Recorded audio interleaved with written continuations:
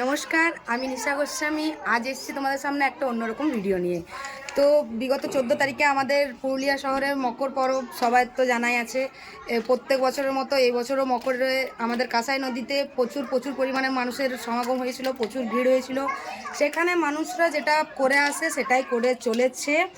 তো বিভিন্ন জায়গায় প্লাস্টিক ফেলানোর থেকে শুরু করে খাবারের প্যাকেট, চিপসের প্যাকেট, জলের বোতল সমস্ত কিছু কিন্তু তারা ওখানে ফেলে চলে আসে, যেটা প্রত্যেক বছর হয়ে থাকে। এবছরও কোনো বাদ যায়নি। তো সেই হিসাবে প্রত্যেক বছরের মতো এই বছরও আমাদের নতুন দিশার টিম ডাক দিয়েছে কাঁসাই সাফাই অভিযানের জন্য।